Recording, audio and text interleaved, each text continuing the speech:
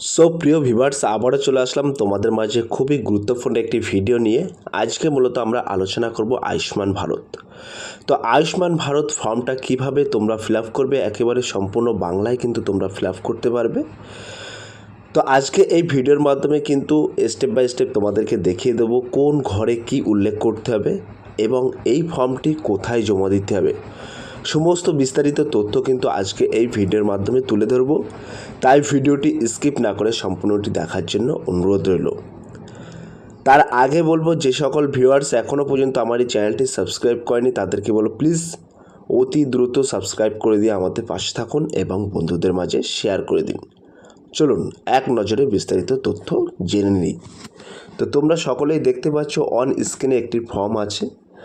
ফর্মের প্রথমে হেডিংয়ে উল্লেখ করা আছে আয়ুষ্মান ভারত, প্রধানমন্ত্রী জন আরোগ্য যোজনা, নতুন নিবন্ধনের জন্য ফর্ম, পশ্চিমবঙ্গ।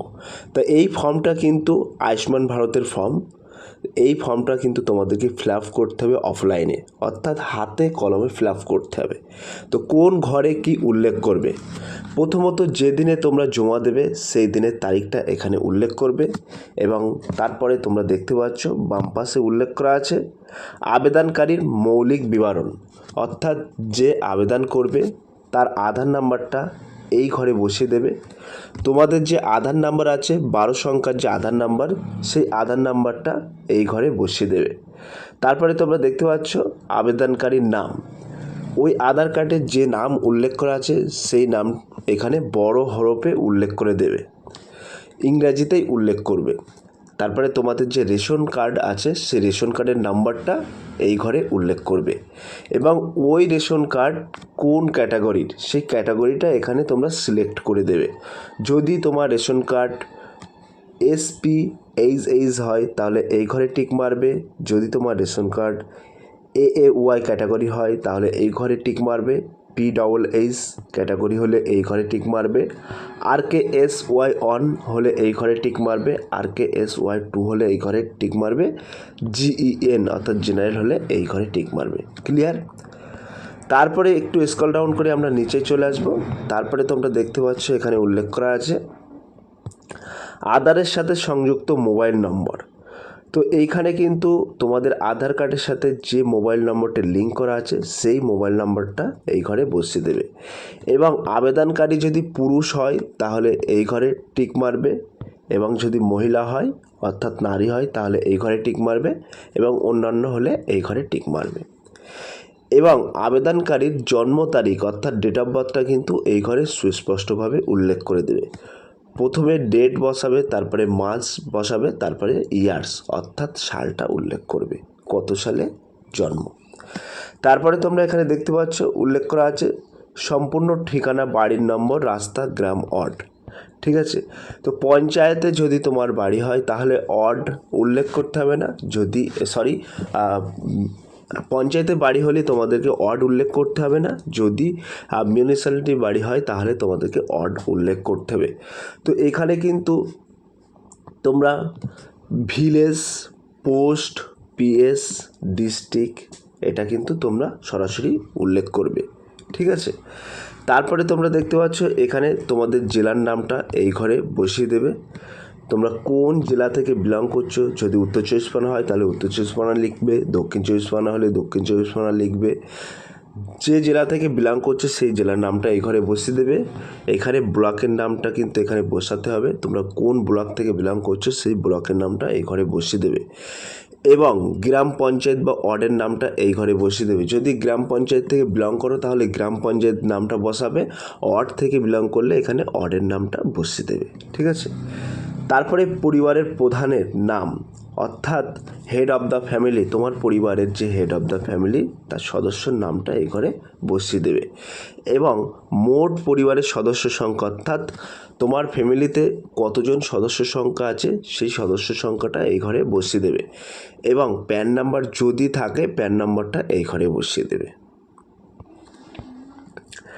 তারপরে তোমরা এখানে দেখতে পাচ্ছ বলা হয়েছে নির্বাচনী বিবরণ যদি 18 বছরের বেশি হয় তো তাহলে কিন্তু এখানে এপিক নাম্বার অর্থাৎ ভোটার আইডেন্টি কার্ডের নাম্বারটা এখানে বসিয়ে দেবে। এসি নাম্বার অর্থাৎ অ্যাসেম্বলি নাম্বার, যেটা আমরা বিধানসভা বলি, সেই বিধানসভার নম্বরটা এখানে বসিয়ে দেবে। এবং তোমরা যেখানে ভোট দিতে যাও পার্ট নাম্বার, একটা পার্ট নাম্বার হয়, দেখবে ভোটার লিস্টে লেখা থাকে পার্ট নাম্বার, বা ভোটার আইডেন্টি কার্ডের পিছনেও লেখা থাকে পার্ট নাম্বার, সেই পার্ট নাম্বারটা এই ঘরে বসিয়ে দেবে এবং সিরিয়াল নাম্বারটা এখানে বসিয়ে দেবে। ক্লিয়ার? তারপরে তোমরা দেখতে পাচ্ছ স্বাস্থ্যসাথী বিস্তারিত তথ্য, ঠিক আছে। তো তোমাদের যদি স্বাস্থ্যসাথী কার্ড হয়ে থাকে বা কার্ড থেকে থাকে, তাহলে তোমাদেরকে এখানে SSURN নম্বর অর্থাৎ 17 সংখ্যার একটি নম্বর আছে স্বাস্থ্যসাথী কার্ডের ঠিক নিচে, সেই নাম্বারগুলো এই ঘরে যথারীতি উল্লেখ করবে। এবার আমরা দেখে নেব, তোমরা দেখতে পাচ্ছ এখানে উল্লেখ করা আছে যোগ্যতা পরিমিতি সমূহ। তো এটা গ্রামীণ এলাকার জন্য, যারা গ্রামীণ এলাকায় বসবাস করেন তাদের জন্য কিন্তু এই মানদণ্ডটা। তো এই আইটেম মানদণ্ডটা কেবলমাত্র যারা গ্রামীণ এলাকায় বসবাস করেন। তো প্রথমেই তোমরা দেখতে পাচ্ছ উল্লেখ করা আছে, বলা হয়েছে কাঁচা দেওয়াল এবং কাঁচা ছাদ সহ মাত্র একটি ঘর। তো তোমাদের কাঁচা দেওয়াল এবং কাঁচা ছাদ সহ যদি একটি ঘর থেকে থাকে তাহলে হ্যাঁ ঘরে টিক মারবে, না থেকে থাকলে না ঘরে টিক মারবে। তারপরে এখানে কি বলা হয়েছে 16 থেকে 59 বছর বয়সের মধ্যে কোনো প্রাপ্তবয়স্ক সদস্য নেই। যদি 16 থেকে 59 বছর বয়সের মধ্যে কোনো প্রাপ্তবয়স্ক সদস্য নেই, যদি থেকে থাকে তাহলে নার ঘরে টিক মারবে, আর যদি না থেকে থাকে তাহলে হ্যার ঘরে টিক চিহ্ন মারবে, যেহেতু এখানে নেই কথাটা উল্লেখ করা হয়েছে, ঠিক আছে। তারপরে কি উল্লেখ করা আছে, তারপরে তোমরা দেখতে পাচ্ছ এখানে উল্লেখ করা আছে, বলা হয়েছে 16 থেকে 59 বছর বয়সের কোনো প্রাপ্তবয়স্ক পুরুষ সদ্যবিহীন নারী প্রধান পরিবার সমূহ যদি থেকে থাকে তাহলে হ্যার ঘরে টিক চিহ্ন মারবে, না থেকে থাকলে নার ঘরে টিক চিহ্ন মারবে। তারপরে কিন্তু এখানে বলা হয়েছে প্রতিবন্ধী সদস্য এবং কোনো সক্ষম দেহ প্রাপ্তবয়স্ক সদস্য নেই। তো তোমাদের ফ্যামিলিতে যদি কোনো প্রতিবন্ধী এরকম কেউ যদি থেকে থাকে তাহলে নার ঘরে টিক চিহ্ন মারবে, আর যদি না থেকে থাকে তাহলে হ্যার ঘরে টিক চিহ্ন মারবে। SC ST পরিবার সমূহ অর্থাৎ পরিবারের মধ্যে যদি কারোর SC ST থেকে থাকে তাহলে হ্যার ঘরে টিক চিহ্ন মারবে, নাহলে নার ঘরে টিক চিহ্ন মারবে। তারপরে কি বলা হয়েছে, তারপরে বলা আছে ভূমিহীন পরিবার সমূহ যাদের আয়ের প্রধান অংশে আসে দিন মজুর ভিত্তিক শারীরিক শ্রম থেকে। অর্থাৎ তোমাদের ভূমিহীন পরিবারসমূহ কোনো রকম ভূমি নেই এবং যাদের আয়ের প্রধান অংশ দৈনিক মজুরির ভিত্তিতে শারীরিক শ্রম থেকে আসে, যদি এরকমটা হয়ে থাকে তাহলে হ্যার ঘরে টিক চিহ্ন মারবে, নাহলে নার ঘরে টিক চিহ্ন মারবে। তারপরে বলা হয়েছে নিঃস্ব ভিক্ষার উপর নির্ভর করে জীবন জীবিকারে। তো তোমাদের যদি কোনো রকম ভিক্ষুক বা ভিক্ষা করে জীবন চলাচল হয় বা জীবন চলে, সেক্ষেত্রে হ্যার ঘরে টিক চিহ্ন মারবে, না হলে নার ঘরে টিক চিহ্ন মারবে।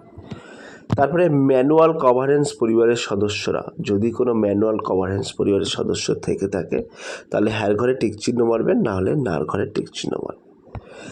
বলা হচ্ছে আদিম উপজাতি গোষ্ঠীসমূহ, তো তোমাদের যদি ফ্যামিলিটা আদিম উপজাতি গোষ্ঠীসমূহের মধ্যে পড়ে তাহলে হ্যার ঘরে টিক চিহ্ন মারবে, না হলে নার ঘরে টিক চিহ্ন মারবে।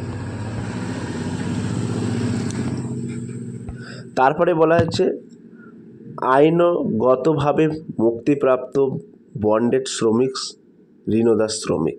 তো অনেক ক্ষেত্রে দেখা যায় আইনগতভাবে মুক্তিপ্রাপ্ত বন্ডে সই করতে হয় অনেক শ্রমিকের এবং ঋণ নিয়ে থাকে। তো এরকম যদি কোনো ব্যাপার থাকে তাহলে হ্যার ঘরে টিক চিহ্ন মারবে, না হলে নার ঘরে টিক চিহ্ন মারবে। তারপরে দেখতে পাচ্ছ শহর এলাকার জন্য, অর্থাৎ যে সমস্ত নাগরিকরা শহরে বসবাস করে তাদের ক্ষেত্রে কি বলা হয়েছে। তো এখানে তোমরা দেখতে পাচ্ছ আইটেম মানদণ্ড।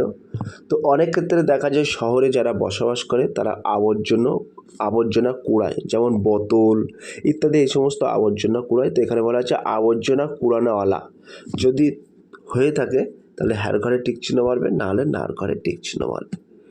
ভিখারি যদি ভিক্ষা করে থাকো বা ভিক্ষা করে তোমাদের সংসার জীবিকা চালাও, তাহলে হ্যার ঘরে টিক চিহ্ন মারবে, নাহলে নার ঘরে টিক চিহ্ন মারবে। তারপরে বলা আছে গৃহকর্মী, অর্থাৎ তুমি যদি গৃহকর্মী হয়ে থাকো তাহলে হ্যার ঘরে টিক চিহ্ন মারবে, নাহলে নার ঘরে টিক চিহ্ন মারবে। তারপরে কি বলা হয়েছে, তারপরে কিন্তু বলা আছে রাস্তায় ফেরিওয়ালা বা মুচি, হকার, রাস্তায় কাজ করা অন্যান্য সেবা প্রদানকারী ব্যক্তি। অর্থাৎ রাস্তায় যদি তোমরা ফেরি করো বা মুচি বা হকারি করো বা রাস্তায় কাজ করা অন্যান্য সেবা প্রদানকারী যদি ব্যক্তি হয়ে থাকো, তাহলে এখানে তোমরা হ্যার ঘরে টিক চিহ্ন মারবে, নাহলে নার ঘরে টিক চিহ্ন মারবে। তারপরে এখানে তোমরা দেখতে পাচ্ছ উল্লেখ করা আছে, বলা আছে নির্মাণ শ্রমিক, প্লাম্বার, রাজমিস্ত্রি শ্রমিক, রং মিস্ত্রি, ওয়েল্ডার, নিরাপত্তারক্ষী, কুলি এবং অন্যান্য মাথায় বোঝা বহনকারী শ্রমিক যদি হয়ে থাকো। অর্থাৎ অনেক ক্ষেত্রে দেখা যায় শহরে মানুষ নির্মাণ শ্রমিকে কাজ করে, রাজমিস্ত্রি কাজ করে, রং মিস্ত্রি কাজ করে, ওয়েল্ডার, নিরাপত্তারক্ষী, কুলি এই সমস্ত কাজ করে। যদি এর মধ্যে তোমরা এই আওতায় পড়ে থাকো তাহলে হ্যার ঘরে টিক চিহ্ন মারবে, নাহলে নার ঘরে টিক চিহ্ন মারবে। তারপরে ঝাড়ুদার বা স্যানিটেশন কর্মী বা মালি যদি তোমরা হয়ে থাকো তাহলে হ্যার ঘরে টিক চিহ্ন মারবে, নাহলে নার ঘরে টিক চিহ্ন মারবে। এবং বাড়ি ভিত্তিক কর্মী বা কারিগর, হস্তশিল্প কর্মী, দর্জি এরকম যদি কোনো বিষয় থেকে থাকে তোমাদের ফ্যামিলিতে তাহলে হ্যার ঘরে টিক চিহ্ন মারবে, নাহলে নার ঘরে টিক চিহ্ন মারবে। তারপরে দেখতে পাচ্ছ লেখা আছে পরিবহন কর্মী, চালক, কন্ডাক্টর, চালক ও কন্ডাক্টরের সহকারী, ঠেলাগাড়ি টানা শ্রমিক, রিক্সা চালক যদি এরকমটা হয়ে থাকে তাহলে কিন্তু তোমরা হ্যার ঘরে টিক চিহ্ন মারবে, নাহলে নার ঘরে টিক চিহ্ন মারবে। এবং তারপরে বলা হয়েছে ছোট প্রতিষ্ঠানের দোকান কর্মী, সহকারী, পিয়ন, সাহায্যকারী, ডেলিভারি সহকারী এবং পরিচারক, ওয়েটার। তো এরকম যদি হয়ে থাকে সেক্ষেত্রে কিন্তু হ্যার ঘরে টিক চিহ্ন মারবে, নাহলে নার ঘরে টিক চিহ্ন মারবে। তারপরে কি বলা হয়েছে, তারপরে বলা হয়েছে ইলেকট্রিশিয়ান, মেকানিক, অ্যাম্বাসেডর, মেরামত কর্মী যদি হয়ে থাকো তাহলে হ্যার ঘরে টিক চিহ্ন মারবে, নাহলে নার ঘরে টিক চিহ্ন মারবে। তারপরে বলা হয়েছে ধোপা বা চৌকিদার যদি হয়ে থাকো তাহলে হ্যার ঘরে টিক চিহ্ন মারবে, নাহলে নার ঘরে টিক চিহ্ন মারবে। তারপরে এখানে তোমরা দেখতে পাচ্ছ অতিরিক্ত তথ্য। তো অতিরিক্ত তথ্যের জন্য কি বলা হয়েছে, আইটেম মানদণ্ড বলা হয়েছে বয়স 70 বছর। যদি তোমাদের বয়স 70 বছর হয়ে থাকে তাহলে হ্যার ঘরে টিক চিহ্ন মারবে, নাহলে নার ঘরে টিক চিহ্ন মারবে। তারপরে বলা হয়েছে আমার পরিবারের কোনো সদস্য আশা, ASSAHA বা AWW বা AWH নন। যদি তোমার পরিবারের কেউ এই সমস্ত না হয়ে থাকে তাহলে নার ঘরে টিক চিহ্ন মারবে, আর যদি হয়ে থাকে তাহলে হ্যার ঘরে টিক চিহ্ন মারবে। ক্লিয়ার? তারপরে এখানে তোমরা দেখতে পাচ্ছ উল্লেখ করা আছে, বলা হচ্ছে বর্জন মানদণ্ড পরীক্ষা করুন, অর্থাৎ আইটেম মানদণ্ড। তো বলা যে পারিবারিক আয় বছরে 8 লক্ষ টাকা। যদি তোমার পারিবারিক আয় বছরে 8 লক্ষ টাকা হয়ে থাকে তাহলে হ্যার ঘরে টিক চিহ্ন মারবে, নাহলে নার ঘরে টিক চিহ্ন মারবে। তারপরে উল্লেখ করা আছে পরিবারের কোনো সদস্য কি আয়কর প্রদান করেন। তো তোমার ফ্যামিলির কোনো সদস্য যদি আয়কর প্রদান করে থাকে তাহলে হ্যার ঘরে টিক চিহ্ন মারবে, নাহলে নার ঘরে টিক চিহ্ন মারবে। তারপরে কিন্তু এখানে উল্লেখ করা আছে SIR বা WBLA 2026 ভোটারের জন্য ASDD তালিকায় পাওয়া গেছে। যদি পাওয়া যেয়ে থাকে তাহলে কিন্তু হ্যার ঘরে টিক চিহ্ন মারবে, নাহলে নার ঘরে টিক চিহ্ন মারবে। এবং বলা হয়েছে SIR অ্যাপিল ট্রাইব্যুনালে মুলতবি রয়েছে। তোমার ফ্যামিলির সদস্যদের যদি কোনো নাগরিক বা কোনো সদস্য যদি SIR বা অ্যাপিল ট্রাইব্যুনালে মুলতবি থেকে থাকে তাহলে নার ঘরে টিক চিহ্ন মারবে, আর না থেকে থাকলে হ্যার ঘরে টিক চিহ্ন মারবে। তারপরে বলা হচ্ছে মুলতবি বা CAতে যদি তোমাদের আবেদন থেকে থাকে তাহলে হ্যার ঘরে টিক চিহ্ন মারবে, নাহলে নার ঘরে টিক চিহ্ন মারবে। তারপরে দেখতে পাচ্ছ এখানে উল্লেখ করা আছে, বলা হয়েছে অন্নপূর্ণা যোজনার উপভোক্তা তালিকা থেকে উপভোক্তার নাম মুছে ফেলা হয়েছে। যদি হয়ে থাকে তাহলে হ্যার ঘরে টিক চিহ্ন মারবে, না হলে নার ঘরে টিক চিহ্ন মারবে। ক্লিয়ার? তারপরে এখানে কি বলা হয়েছে, তারপরে বলা হয়েছে আবেদনকারীর ঘোষণা ও সম্মতি, অর্থাৎ একটা ডিক্লেরেশন কিন্তু এখানে তোমাদেরকে উল্লেখ করতে হবে। তো এইখানে এই যে ঘরটি আছে এই ঘরটি টিক চিহ্ন তোমাদেরকে দিতে হবে এবং এখানে উল্লেখ করা আছে আমি এত দ্বারা ঘোষণা করেছি যে উপরোক্ত তথ্য আমার জ্ঞানের সর্বপ্রথম সীমা পর্যন্ত সত্য এবং সেখানে প্রযোজ্য, সেখানে আমি সমস্ত সমর্থনকারী নথি প্রদান করেছি এবং উপরে উল্লেখিত কোনো মানদণ্ড বাদ দিইনি। আমি বুঝতে পারি যে আমার প্রদত্ত কোনো তথ্য মিথ্যা প্রমাণিত হলে আমার সামাজিক সুরক্ষা সুবিধাগুলো বন্ধ করে দেওয়া হবে। ঠিক আছে? তো এই ঘরে তোমরা একটা টিক চিহ্ন মারবে। তারপরে এইখানে কিন্তু স্বাক্ষর বা আবেদনকারী বুড়ো আঙুলের ছাপ দিয়ে তোমাদেরকে এটা জমা করতে হবে এবং এই যে জায়গাটুকু আছে এই জায়গাটায় তোমরা কিছু করবে না, এটা রিসিভ করে তোমাদেরকে দেওয়া হবে। তো এই ফর্মটি কোথায় তোমরা জমা দেবে? এই ফর্মটি কিন্তু জনকল্যাণ শিবির, অর্থাৎ আজ থেকে কিন্তু জনকল্যাণ শিবির ক্যাম্প বসছে তোমার পাড়ায় বা তোমার জেলায়, তোমার ব্লকে, তোমার মিউনিসিপ্যালিটিতে, যে কোনো একটি জায়গায় খোঁজ নিয়ে তোমার পাড়ায় কোথায় এই জনকল্যাণ শিবির হচ্ছে সেখানে গিয়ে কিন্তু জমা করতে হবে। তো সব প্রিয় ভিউয়ার্স, এই ছিল আজকের ভেরি মোস্ট ইম্পর্টেন্ট ভিডিও। যদি আজকের এই ভিডিওটি ভালো লেগে থাকে প্লিজ লাইক, কমেন্ট এবং শেয়ার করে দিন বন্ধুদের মাঝে। ফিরে আসছে আগামী দিনে তোমাদের জন্য very most important topic video নিয়ে।